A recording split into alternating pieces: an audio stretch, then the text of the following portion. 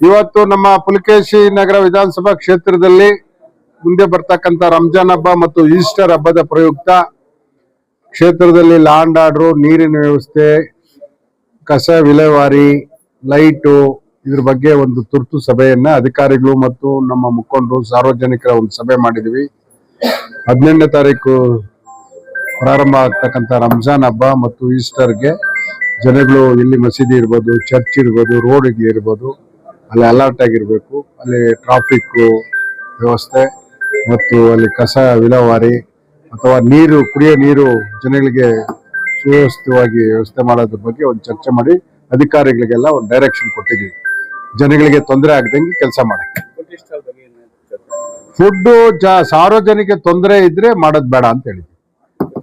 MLA office में public meeting रखी गई थी, क्या मकसद था और क्या पैगाम देना चाहिए? सबसे पहले मैं आलम इस्लाम को रमज़ान की खुलूस मुबारकबाद देना चाहूँगा। रमज़ान का महीना एक इबादत का महीना है जहाँ पे कुरान नाजिल हुआ और रोज़े रखते हैं हम लोग और इबादत करते हैं। तो मैं सबसे पहले तो मुबारकबाद पेश करते हुए आज जो मीटिंग रही एमएलए ऑफिस में, डिटेल्ड मीटिंग रही, मैं एमएलए साहब को मुबारकबाद पेश करना चाहूँगा, शुक्रिया अदा करना चाहूँगा, क्योंकि फूड मेला जो एक बहुत बड़ा इशू बन गया था फैज़ल टाउन में, तो वो फूड मेले को कैंसिल करने में बहुत बड़ा अहम रोल रहा एमएलए साहब का, क्योंकि यहाँ पे बहुत डिस्टर्बेंस रहता था। जो महीना फास्टिंग का महीना छोड़कर फीस्टिंग का महीना बन चुका था, तो फैज़ल टाउन में इस बार भी फूड मेला नहीं रहेगा। क्लियर इंस्ट्रक्शंस एमएलए साहब ऑफिशियल्स को दिए हैं कि कोई भी स्टॉल्स नहीं लगेंगे यहाँ पे।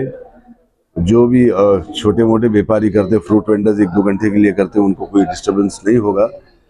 Apart from this, even hoteliers को भी स्ट्रिक्ट इंस्ट्रक्शन दिया गया है कि वो अपने दायरे से छोड़कर बाहर नहीं आए, और BWSSB ऑफिशियल्स को भी इंस्ट्रक्शन दिए गए हैं कि पानी की किल्लत नहीं रहेगी रमज़ान में।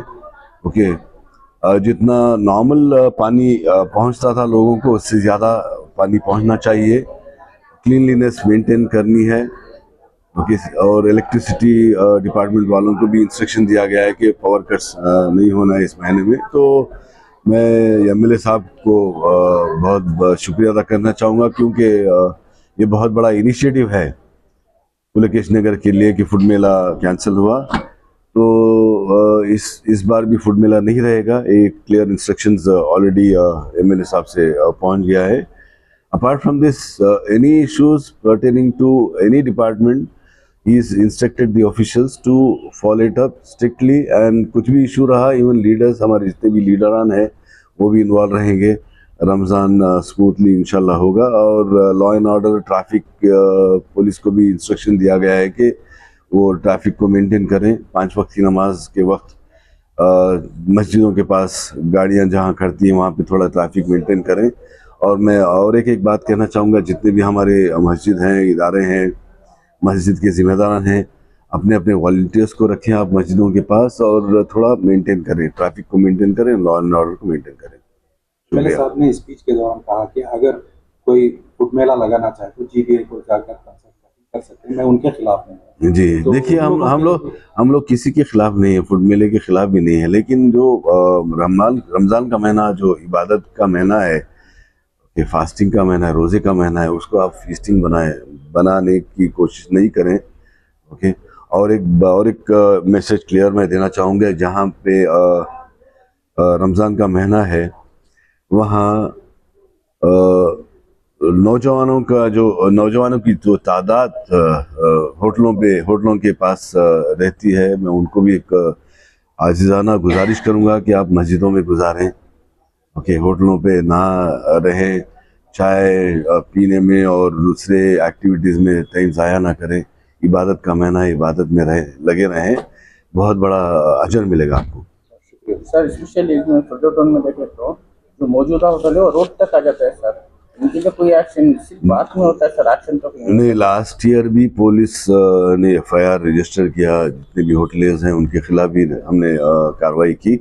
और इस बार भी एमएलए साहब ने क्लियर इंस्ट्रक्शन दिया है कि होटलियर्स को अपने दायरे से छोड़कर बाहर नहीं आने देंगे। एंड हेल्थ ऑफिशियल्स और ऑल्सो इन्फॉर्म दैट अगर कोई वो करता है, आप वीडियो भेजें उनका लाइसेंस कैंसिलेशन के लिए। We will recommend further cancellation of licence. We will not allow even hoteliers to come on to the road.